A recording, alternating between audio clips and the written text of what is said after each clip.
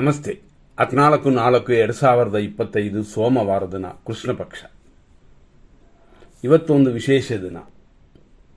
ಸೂರ್ಯನ ಆಚರಣೆಯ ಪ್ರಕಾರ ಅಂದರೆ ಸೌರಮಾನ ಪ್ರಕಾರ ವಿಶ್ವತ್ ಪುಣ್ಯಕಾಲ, ಚೈತ್ರ ವಿಷು ಹಂಗೆಂತಾರೆ. ಅಂದರೆ ಇಲ್ಲಿ ನಮ್ಮಲ್ಲಿರುವಂತೆ ಅಂದರೆ ಹೊಸ ವರ್ಷ ಹುಟ್ಟುತ್ತದೆ, ಉಗಾದಿ ಬಂದಿದೆ ಅಂತ ನಾವು ತಿಳ್ಕೊಳ್ತೀವಲ್ಲ, ಆ ರೀತಿಯಾಗಿ ಸೌರಮಾನ ಉಗಾದಿ ಇವತ್ತು. ಅದನ್ನು ವರ್ಷಪ್ರಪು ಅಂತಾರೆ, ಅಂದರೆ ಹೊಸ ವರ್ಷ ಹುಟ್ಟುತ್ತದೆ ಅಂತಂತಾರೆ. ಹಂಗಾಗಿ ಇವತ್ತು ಚೈತ್ರ ಮಾಸ ಅಂದರೆ ಅಲ್ಲಿ ಚಿತ್ರೈ ಮಾಸ ಅಂತ 1ನೇ ತಾರೀಕು. ಈ ರೀತಿಯಾದ ಇವತ್ತಿನ ದಿನದಲ್ಲಿ ಪ್ರತಿಪಥ ಅಂದರೆ ಪ್ರಥಮ ಅಂತ, ಪ್ರತಿಪಥ, ಪ್ರಥಮ, ಪಾಡ್ಯಮಿ ಎಲ್ಲವೂ ಒಂದೇ. ಹಂಗಾಗಿ ಇವತ್ತು ಪಾಡ್ಯಮಿ ಇದೆ.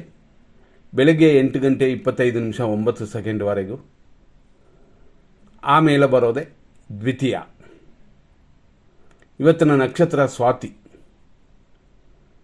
ರಾತ್ರಿ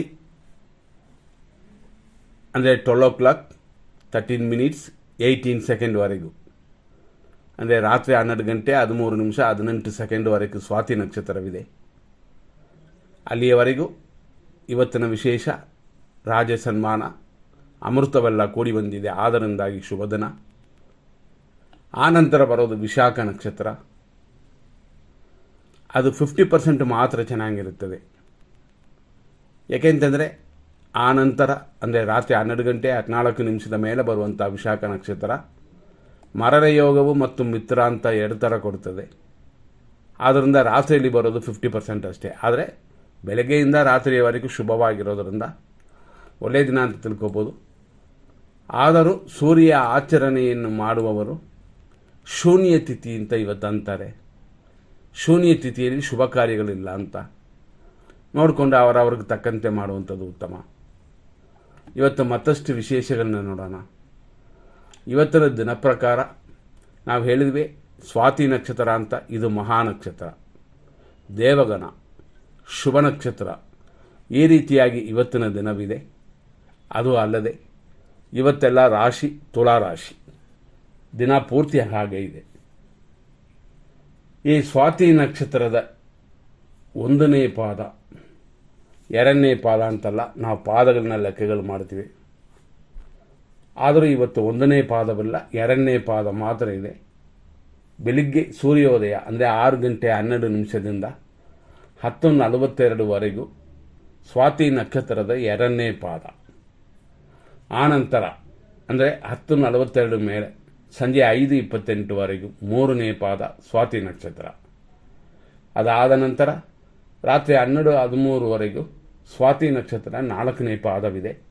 ಇಷ್ಟಕ್ಕೆ ಸ್ವಾತಿ ನಕ್ಷತ್ರ ಮುಗಿದು ವಿಶಾಖ ನಕ್ಷತ್ರ ರಾತ್ರಿ 12:13 ಪ್ರಾರಂಭವಾಗಿ ದಿನ ಪೂರ್ತಿ ಇರುತ್ತದೆ. ಈ ರೀತಿಯಾಗಿ ಇವತ್ತಿನ ದಿನದ ನಕ್ಷತ್ರಗಳನ್ನು, ಪಾದಗಳನ್ನು ನೋಡಿದ್ವಿ. ನೆಕ್ಸ್ಟ್ ನಾವು ನೋಡುವಂಥದ್ದು ಏನು ಅಂತಂದರೆ, ಇವತ್ತು ಮೀನರಾಶಿಯವರಿಗೆ ಅಶುಭ ದಿನ ಅಂದರೆ ಚಂದ್ರಾಷ್ಟಮ ಅಂತಂತೀವಿ. ಇದನ್ನು ಪದೇ ಪದೇ ಹೇಳಿದ್ದೀವಿ, ಎಲ್ರಿಗೂ ಗೊತ್ತಿರ್ಬೋದು. ಇನ್ನೊಂದು ಸತಿ ಹೇಳ್ತೀವಿ. ಇವತ್ತು ಚಂದ್ರಾಷ್ಟಮ ಅಂತಂದರೆ ಇವತ್ತು ಚಂದ್ರನು ಯಾವ ರಾಶಿಯಲ್ಲಿ ಇದೆ ಅಂತ ನೋಡಿಕೊಂಡು ಅದು ಯಾವ ರಾಶಿಗೆ ದೋಷ ಕೊಡುತ್ತದೆ ಅಂತ ನೋಡುವಂಥದ್ದು. ಇವತ್ತು ಮೀನರಾಶಿಗೆ ಅಶುಭವಾಗಿದೆ. ಹಂಗಾಗಿ ನೂತನ ಕಾರ್ಯಗಳನ್ನ ಇವತ್ತು ಪ್ರಾರಂಭ ಮಾಡೋದಿಲ್ಲ. ಈ ರೀತಿ ಈ ವಿಷಯಗಳು ಬರುತ್ತದೆ. ಹಂಗಾಗಿ ಪದೇ ಪದೇ ಹೇಳ್ತೀವಿ. ಪ್ರಥಮ ಸ್ವಾತಿ ನಕ್ಷತ್ರ, ಆಮೇಲೆ ವಿಶಾಖ ನಕ್ಷತ್ರ. ಇವತ್ತಿನ ದಿನದಲ್ಲಿ 100% ಶುಭವು ಅಶುಭವನ್ನು ನೋಡೋಣ. ದಿನ ಹೇಗೆ ಇದ್ದರೂ ಇದನ್ನು ಫಾಲೋ ಮಾಡ್ಬೋದು. ಫಿಲ್ಟರ್ ಮಾಡಿಕೊಟ್ಟಿರ್ತೀವಿ. ಬೆಳಿಗ್ಗೆ 6:12 7:39 ಶುಭ ಸಮಯ, 9:20 10:03 ಶುಭ ಸಮಯ, 12:26 12:47 ಶುಭ ಸಮಯ, ಮಧ್ಯಾಹ್ನ 1:40 ರಾತ್ರಿ 12:18 ಶುಭ ಸಮಯ, ರಾತ್ರಿ 1:48 2:45 ರಾತ್ರಿವರೆಗೂ ಶುಭ ಸಮಯ, ಬೆಳಗಿನ ಜಾವ 5:16 ಶುಭವಾಗಿದೆ. ಹೀಗಾಗಿ ಈ ದಿನದಲ್ಲಿ ಒಳ್ಳೆಯ ಸಮಯ ಎಲ್ಲ ನೋಡಿದ್ವಿ. ಅದೇ ಥರ 100% ಕೆಟ್ಟ ಟೈಮ್ನ ನೋಡ್ಕೊಳ್ಳೋಣ. ಯಾಕೆ ನೋಡಬೇಕು ಅಂತಂದರೆ, ಇಂಥ ಸಮಯಗಳಲ್ಲಿ ಯಾವ ಕಾರ್ಯಗಳಲ್ಲೂ ಮನಸ್ಸು ಕೊಡಬಾರದು, ಪ್ರಾರಂಭ ಮಾಡಬಾರದು. ಒಳ್ಳೆಯ ಟೈಮಲ್ಲಿ ಮಾಡುವ ಕಾರ್ಯಗಳನ್ನು ಕೆಟ್ಟ ಟೈಮಲ್ಲಿ ಕೂಡ ಕಂಟಿನ್ಯೂ ಆಗಿ ಮಾಡ್ಬೋದು. ಒಂದು ಗಾಡಿನ ಒಳ್ಳೆ ಟೈಮಲ್ಲಿ ಸ್ಟಾರ್ಟ್ ಮಾಡ್ತೀವಿ, ಸೆಂಟ್ರಲ್ಲಿ ರಾಹು ಕಾಲವೋ ವಿಷಕಾಲವೋ ದುರ್ಮುಹೂರ್ತವೋ ಮೃತ್ಯುವೋ ಇದ್ದರೆ ನಿಲ್ಲಿಸುವಂಥದ್ದಿಲ್ಲ. ಆ ರೀತಿಯಲ್ಲೇ ಇದು. ಇವತ್ತು ಬೆಳಗ್ಗೆ 6:12 ಮೀನಕ್ಕೆ ಚಂದ್ರಾಷ್ಟಮ ಅಂತಂದಿವಿ.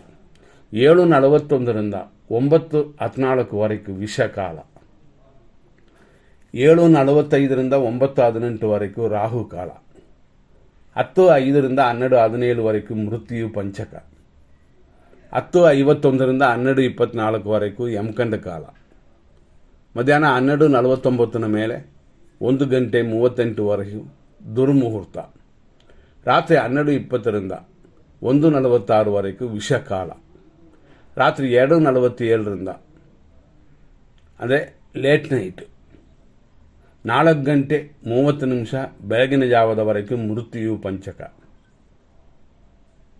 ಅದೇ ಥರ ಇನ್ನು ಮೃತ್ಯುನೇ ಮುಗುದಿಲ್ಲ, ಅಂದರೆ 4:30 ಬೆಳಗಿನ ಜಾವದವರೆಗೆ ಇದೆ. ಅಷ್ಟರಲ್ಲೇ 3:40 ಸುಮಾರು 50 ನಿಮಿಷಗಳ ಕಾಲ, ಬೆಳಗಿನ ಜಾವ 5:14 ನಕ್ಷತ್ರ ವಿಷಕಟಿಕಾ ಕಾಲವಿದೆ. ಹಂಗಾಗಿ ವಿಷಕಾಲ ತೊಂದರೆ ಅಥವಾ ನಕ್ಷತ್ರ ತೊಂದರೆ ಅಂತಂದರೆ ಇದು ವಿಶಾಖ ನಕ್ಷತ್ರದವರೆಗೆ ದೋಷ. ಇದನ್ನು ನೋಡಿಕೊಂಡು ನಿಮ್ಮ ಕಾರ್ಯಗಳನ್ನ ಮಾಡಿ.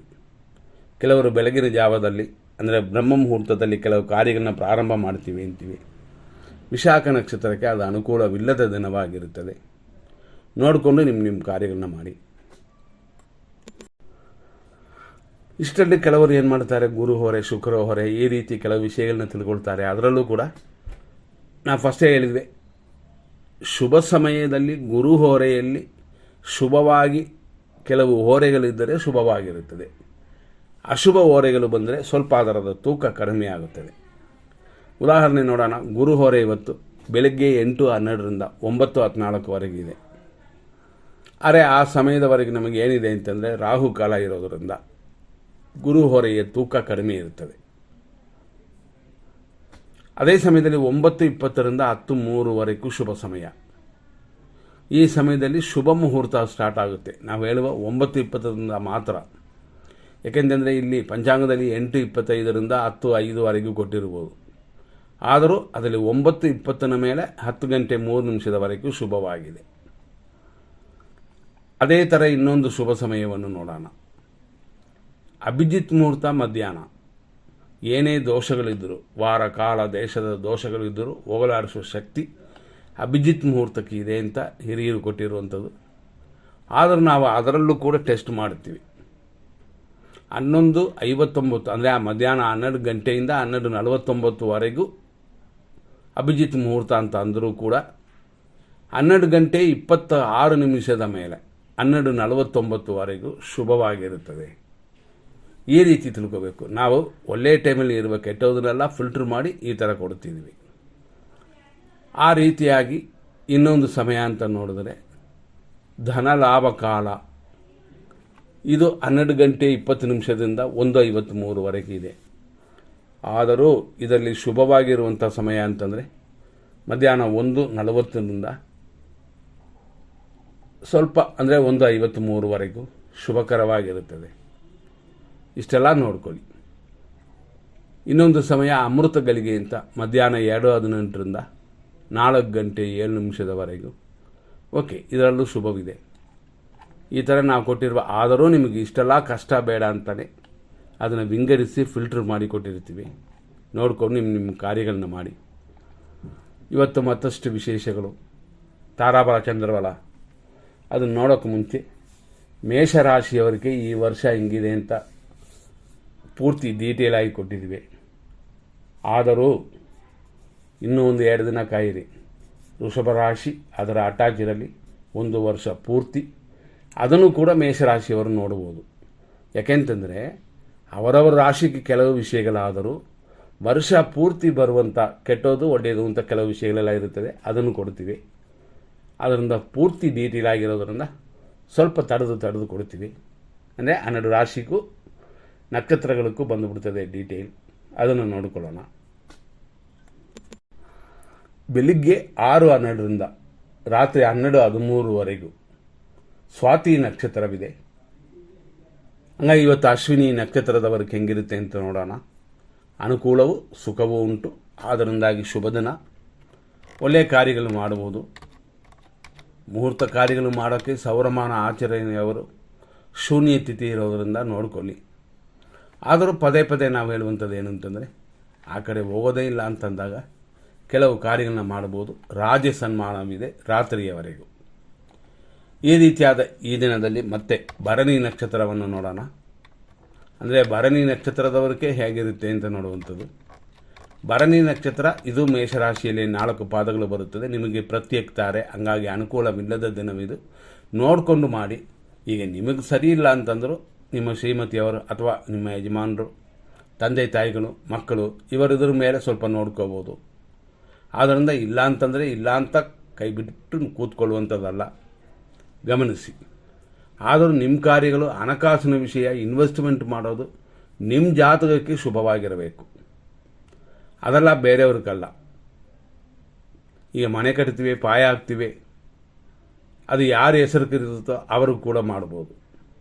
ಹಂಗಾಗಿ ನಾವು ಇದಕ್ಕೆ 36 ಪಾರ್ಟ್ ಮಾಡಿ, ಅಂದರೆ 27 ನಕ್ಷತ್ರಗಳಾದರೂ ಕೂಡ ಪಾದಗಳನ್ನು ವಿಂಗಡಿಸಿ 36 ಪಾದಗಳು ಅಂತ ಆ ರೀತಿಯಾಗಿ ನಕ್ಷತ್ರಗಳನ್ನು ವಿಂಗಡಿಸಿ ಡೀಟೇಲ್ ಆಗಿ ಕೊಟ್ಟಿರ್ತೀವಿ. ಇದನ್ನು ನೋಡಿಕೊಂಡು ಧೈರ್ಯವಾಗಿ ನೀವು ಮೇಂಟೈನ್ ಮಾಡ್ಬೋದು. ಆದ್ದರಿಂದ ನಾವು ಹೇಳಿದಂತೆ ಈ ಭರಣಿ ನಕ್ಷತ್ರ ಮೇಷರಾಶಿಯವರಿಗೆ ಸ್ವಲ್ಪ ಆತಂಕ, ಮನಸ್ಸಲ್ಲಿ ವ್ಯಾಕುಲ ಇದೆಲ್ಲ ಬರುತ್ತದೆ, ಸ್ವಲ್ಪ ಗಮನಿಸ್ಕೊಳ್ಳಿ. ಕೃತಿಕಾ ನಕ್ಷತ್ರ 1ನೇ ಪಾದ ಮೇಷರಾಶಿ, ಆರೋಗ್ಯವು ಅಭಿವೃದ್ಧಿಯೂ ಉಂಟು, ಆದ್ದರಿಂದ ಶುಭ ದಿನವಾಗಿದೆ. ಕೃತಿಕಾ ನಕ್ಷತ್ರ ವೃಷಭ ರಾಶಿ, ಖಂಡಿತವಾಗಿ ಆರೋಗ್ಯ, ಶತ್ರುನಾಶ, ಹಂಗಾಗಿ ಶತ್ರು ಕಾಟವಿಲ್ಲ, ಆದ್ದರಿಂದ ಶುಭವಾಗಿರುತ್ತದೆ. ರೋಹಿಣಿ ನಕ್ಷತ್ರ ವೃಷಭ ರಾಶಿ, ಖಂಡಿತವಾಗಿ ವಿಪತ್ತು, ಶತ್ರುನಾಶವೆಲ್ಲ ಉಂಟು. ಇದೆಲ್ಲ ರಾತ್ರಿ 12 ಗಂಟೆ 13 ನಿಮಿಷದವರೆಗೂ. ಆಮೇಲೆ ಮಲಗ್ತೀವಿ, ಹಂಗಾಗಿ ಬೇಕಾಗಿಲ್ಲ. ಮೃಗಶೀರ್ಷ ನಕ್ಷತ್ರ ವೃಷಭ ರಾಶಿ, ಸಂಪತ್ತಿದೆ, ಶತ್ರುನಾಶವೂ ಇದೆ. ಮೃಗಶೀರ್ಷ ನಕ್ಷತ್ರ ಮಿಥುನ ರಾಶಿ, ಸಂಪತ್ತು, ಕಾರ್ಯವಿಘ್ನ ಇಂಥದ್ದೆಲ್ಲ ಉಂಟು. ಆರುದ್ರ ನಕ್ಷತ್ರ ಮಿಥುನ ರಾಶಿ, ಜನ್ಮತಾರೆ ಇದು, ಹಂಗಾಗಿ ಸ್ನಾನ ಮಾಡಿ, ಅಂದರೆ ತಲೆ ಸ್ನಾನ ಮಾಡಿ ದೇವರಲ್ಲಿ ಪೂಜೆ ಇಟ್ಕೊಂಡ್ರೆ ಇನ್ನಷ್ಟು ಚೆನ್ನಾಗಿರುತ್ತದೆ. ಯಾಕೆಂದರೆ ಹೇಳಿಕೊಳ್ಳುವಂಥದ್ದು ನಾವಲ್ಲ. ನಂತರ ನೋಡುವಂಥದ್ದು ಪುನರ್ವಸು ನಕ್ಷತ್ರ ಮಿಥುನ ರಾಶಿ, ಪರಮ ಮಿತ್ರ ತಾರೆ, ಸ್ವಲ್ಪ ಕಾರ್ಯವಿಘ್ನ ಆದರೂ ಶುಭಕರವಾಗಿದೆ. ನಂತರ ನೋಡುವಂಥದ್ದು ಪುನರ್ವಸು ನಕ್ಷತ್ರನೇ, ಆದರೆ 4ನೇ ಪಾದ, ಅಂದರೆ ಕಡೆಯ ಪಾದ, ಅದು ಕರ್ಕಾಟಕ ರಾಶಿಯಲ್ಲಿ ಬರುತ್ತದೆ. ನಿಮಗೆ ಪರಮ ಮಿತ್ರ ತಾರೆಯಾಗಿ ಅನುಕೂಲಕರವಾಗಿದೆ. ಪುಷ್ಯ ನಕ್ಷತ್ರ ಕರ್ಕಾಟಕ ರಾಶಿ, ಮಿತ್ರಧಾರೆ, ಆದ್ದರಿಂದ ಶುಭಕರವಾಗಿದೆ, ಮಿತ್ರರಿಂದ ಸಹಾಯ ಉಂಟು. ಆಶ್ಲೇಷ ನಕ್ಷತ್ರ ಕರ್ಕಾಟಕ ರಾಶಿ, ಟೆನ್ಷನ್ ಇದೆ, ರೋಗ ಭಯವಿದೆ. ಸ್ವಲ್ಪ ಊಟ ತಿಂಡಿಯಲ್ಲೆಲ್ಲ ಕರೆಕ್ಟಾಗಿ ಮೇಂಟೈನ್ ಮಾಡಿಕೊಂಡ್ರೆ ಏನೂ ದೋಷಗಳಿಲ್ಲ. ಮಕಾ ನಕ್ಷತ್ರ ಸಿಂಹರಾಶಿ, ಸಾಧಕ ತಾರೆ, ಅಂದರೆ ಅನುಕೂಲದ ತಾರೆ, ಅನುಕೂಲದ ನಕ್ಷತ್ರ ಅಂತ ಅರ್ಥ. ದ್ರವ್ಯ ಲಾಭವು ಉಂಟು, ಆದ್ದರಿಂದ ಶುಭಕರವಾಗಿದೆ. ಪುಬ್ಬ ನಕ್ಷತ್ರ ಸಿಂಹರಾಶಿ, ಅನುಕೂಲವಿಲ್ಲದ ದಿನವಿದು, ಆದರೆ ಎಂದಿನಂತೆ ಬರುವ ಲಾಭಕ್ಕೂ ತೊಂದರೆ ಇಲ್ಲ, ಬಂದು ಕೊಡುವವರಿಗೆ ಏನೂ ತೊಂದರೆ ಇಲ್ಲ. ನಂತರ ನೋಡುವಂಥದ್ದು ಉತ್ತರ ನಕ್ಷತ್ರ ಸಿಂಹರಾಶಿ, 1ನೇ ಪಾದ, ಖಂಡಿತವಾಗಿ ಆರೋಗ್ಯ ಉಂಟು, ಕೆಲಸ ಕಾರ್ಯಗಳಲ್ಲಿ ಅಭಿವೃದ್ಧಿ ಇದೆ, ಲಾಭವೂ ಬಂದು ಸೇರುತ್ತದೆ. ಉತ್ತರ ನಕ್ಷತ್ರ ಕನ್ಯಾ ರಾಶಿ, ಆರೋಗ್ಯ, ಆದರೆ ಹಣಕಾಸಿನ ವಿಷಯದಲ್ಲಿ ಸ್ವಲ್ಪ ಗಮನ ಕೊಡೋದು ಉತ್ತಮ, ಯಾಕೆಂದರೆ ಧನಹಾನಿ ಅಂತ ಬರೋದರಿಂದ ಎಚ್ಚರವಾಗಿರಿ. ಹಸ್ತ ನಕ್ಷತ್ರ ಕನ್ಯಾ ರಾಶಿ, ವಿಪತ್ತಿದೆ, ಅಂದರೆ ಏಟು ಗಾಯಗಳಿದೆ, ಧನಹಾನಿಯೂ ಉಂಟು, ಗಮನ ಕೊಡಿ, ಕೆಟ್ಟೋದನ್ನು ದೂರ ಮಾಡೋಣ. ನಂತರ ನೋಡುವಂಥದ್ದು ಚಿತ್ತಾ ನಕ್ಷತ್ರ ಕನ್ಯಾ ರಾಶಿ, ಇವತ್ತು ಹಣಕಾಸಿನ ವರಮಾನ, ಅದರ ಸಂಬಂಧಪಡುವ ಪ್ಲ್ಯಾನ್ ಎಲ್ಲ ಧಾರಾಳವಾಗಿ ಮಾಡ್ಬೋದು. ಆದರೂ ಧನಹಾನಿಯೂ ಇರೋದರಿಂದ ಹುಷಾರಾಗಿದ್ದರೆ ಖಂಡಿತವಾಗಿ ಗೆಲ್ಲುತ್ತೀವಿ. ಚಿತ್ತಾ ನಕ್ಷತ್ರ ತುಲಾರಾಶಿ, ಸಂಪತ್ತು, ಶರೀರ ಸುಖ, ಶುಭಕರವಾಗಿರುವಂಥ ದಿನವಿದು. ಸ್ವಾತಿ ನಕ್ಷತ್ರ ತುಲಾರಾಶಿ, ಜನ್ಮತಾರೆ, ಶರೀರ ಆರೋಗ್ಯವೆಲ್ಲ ಕೂಡಿ ಬಂದಿದೆ, ಆದರೂ ಎಚ್ಚರವಾಗಿದ್ದರೆ ಮಾತ್ರನೇ. ಖಂಡಿತವಾಗಿ ಗಮನ ಕೊಡಿ, ದೇವರಲ್ಲಿ ಪೂಜೆ ಇಟ್ಕೊಳ್ಳಿ, ಚೆನ್ನಾಗಿರುತ್ತೆ ಇವತ್ತು. ವಿಶಾಖ ನಕ್ಷತ್ರ ತುಲಾರಾಶಿ, ಪರಮಮಿತ್ರ ಧಾರೆಯಾಗಿ ಶರೀರ ಆರೋಗ್ಯವನ್ನು ಅಧಿಕವಾಗಿ ಮಾಡಿಕೊಡುವ ದಿನವಿದು, ಆದ್ದರಿಂದ ಹೆಚ್ಚು ಕಮ್ಮಿ ತೊಂದರೆಗಳು ಕಡಿಮೆಯೇ. ವಿಶಾಖ ನಕ್ಷತ್ರ ವೃಶ್ಚಿಕ ರಾಶಿ, ಪರಮ ಮಿತ್ರ ಧಾರೆಯಾಗಿ ಸ್ವಲ್ಪ ವ್ಯಯಗಳನ್ನು ಕೊಡುತ್ತದೆ, ವ್ಯಯ ನೀವು ಕಂಟ್ರೋಲ್ ಮಾಡಿಕೊಂಡ್ರೆ ಏನೂ ತೊಂದರೆಗಳಿಲ್ಲ. ಅನುರಾಧ ನಕ್ಷತ್ರ ವೃಶ್ಚಿಕ ರಾಶಿ, ಮಿತ್ರಧಾರೆ ವ್ಯಯವೆಲ್ಲ ಕೂಡಿ ಬಂದಿದೆ. ಜ್ಯೇಷ್ಠ ನಕ್ಷತ್ರ ವೃಶ್ಚಿಕ ರಾಶಿ, ಟೆನ್ಷನ್, ಧನವ್ಯಯ ಇದೆಲ್ಲ ಉಂಟು. ಮೂಲ ನಕ್ಷತ್ರ ಧನುಸು ರಾಶಿ, ಅನುಕೂಲವಿದೆ, ಇಷ್ಟಾರ್ಥ ಸಿದ್ಧಿಯೂ ಕೂಡಿ ಬರುತ್ತದೆ. ಪೂರ್ವಾಷಾಢ ನಕ್ಷತ್ರ ಧನುಸು ರಾಶಿ, ಪ್ರತ್ಯೇಕ್ತಾರೆ, ಇಷ್ಟಾರ್ಥ ಸಿದ್ಧಿಯೆಲ್ಲ ಕೂಡಿ ಬಂದಿದೆ. ಹಾಗಾಗಿ ಸ್ವಲ್ಪ 50% ಮಾತ್ರ ಚೆನ್ನಾಗಿದೆ. ಉತ್ತರಾಷಾಢ ನಕ್ಷತ್ರ, ಉತ್ತರ ಆಷಾಢ ಅಂತಲೂ ಅಂತೀವಿ. ಧನುಸು ರಾಶಿ, ಇವತ್ತು ನಿಮಗೆ ಕ್ಷೇಮವು ಇಷ್ಟಾರ್ಥ ಸಿದ್ಧಿಯು ಅನುಕೂಲಕರವಾಗಿದೆ. ಉತ್ತರಾಷಾಢ ನಕ್ಷತ್ರ ಮಕರ ರಾಶಿ, ಕ್ಷೇಮ ಉಂಟು, ಕೆಲಸ ಕಾರ್ಯಗಳ ಅಭಿವೃದ್ಧಿಯೂ ಉಂಟು. ಶ್ರವಣ ನಕ್ಷತ್ರ ಮಕರ ರಾಶಿ, ವಿಪತ್ತಿದೆ, ಏಟು ಗಾಯಗಳಿದೆ, ಉದ್ಯೋಗದಲ್ಲಿ ಅಭಿವೃದ್ಧಿಯೂ ಉಂಟು. ಧನಿಷ್ಠ ನಕ್ಷತ್ರ ಮಕರ ರಾಶಿ, ಸಂಪತ್ತಿದೆ, ಕೆಲಸ ಕಾರ್ಯಗಳಲ್ಲಿ ಅಭಿವೃದ್ಧಿಯೂ ಇದೆ, ಆದ್ದರಿಂದ ಶುಭಕರವಾಗಿದೆ. ಹಣಕಾಸು ಸಂಬಂಧಪಡುವ ಪ್ಲ್ಯಾನ್ ಮಾಡ್ಬೋದು, ಲೋನ್ಗಳು ಮಾಡಿಕೊಳ್ಳುವಂಥ ವಿಷಯಗಳನ್ನು ಕೂಡ ಗಮನ ಕೊಡ್ಬೋದು. ಧನಿಷ್ಠ ನಕ್ಷತ್ರ ಕುಂಭರಾಶಿ, ಸಂಪತ್ತು, ಕಾರ್ಯ ತಡೆಗಳೆಲ್ಲ ಉಂಟಾಗುತ್ತದೆ. ಶತಭಿಷ ನಕ್ಷತ್ರ ಕುಂಭರಾಶಿ, ಜನ್ಮತಾರೆ, ಕಾರ್ಯ ತಡೆಗಳೆಲ್ಲ ಉಂಟು, ಎಚ್ಚರವಾಗಿದ್ದರೆ ದೋಷಗಳನ್ನು ದೂರ ಮಾಡಬಹುದು. ಪೂರ್ವ ಭಾದ್ರಪದ ನಕ್ಷತ್ರ ಕುಂಭರಾಶಿ, ಖಂಡಿತವಾಗಿ ಮಿತ್ರರಿಂದ ಸಹಾಯ ಕೇಳಿ ಕೂಡ ಪಡ್ಕೋಬೋದು. ಕಾರ್ಯದಲ್ಲಿ ಅಲ್ಪ ಸ್ವಲ್ಪ ತಡೆ ಉಂಟು, ವಿನಾಯಕನ ಪೂಜೆ ಮಾಡಿಕೊಳ್ಳಿ. ಪೂರ್ವ ಭಾದ್ರಪದ ನಕ್ಷತ್ರ ಮೀನರಾಶಿ, ಪರಮ ಮಿತ್ರತಾರೆ, ಸ್ವಲ್ಪ ಆರೋಗ್ಯದ ಕಡೆ ಗಮನ, ಇದೆಲ್ಲ ಮೇಯ್ನಾಗಿ ಊಟ ತಿಂಡದಲ್ಲಿ ಮೇಂಟೈನ್ ಮಾಡ್ಕೋಬೋದು. ಇಲ್ಲಿಯವರೆಗೆ ಇಷ್ಟು ವಿಷಯಗಳನ್ನ ನೋಡಿದ್ವಿ. ಉತ್ತರ ಭಾದ್ರಪದ ನಕ್ಷತ್ರ ಮೀನರಾಶಿಯಲ್ಲಿ ನಿಮಗೆ ಹೆಂಗಿರುತ್ತದೆ ಅಂತಂದರೆ ಮಿತ್ರಧಾರೆ, ರೋಗ ವೃದ್ಧಿ ಎಲ್ಲ ಉಂಟು. ರೇವತಿ ನಕ್ಷತ್ರ ಮೀನರಾಶಿಯವರಿಗೆ ಟೆನ್ಷನ್, ರೋಗ ವೃದ್ಧಿ ಎಲ್ಲ ಇದೆ, ಗಮನ ಕೊಡಬೇಕು. ಮುಂದಿನ ಸಂಚಿಕೆಯಲ್ಲಿ ನೋಡೋಣ. ಧನ್ಯವಾದಗಳು.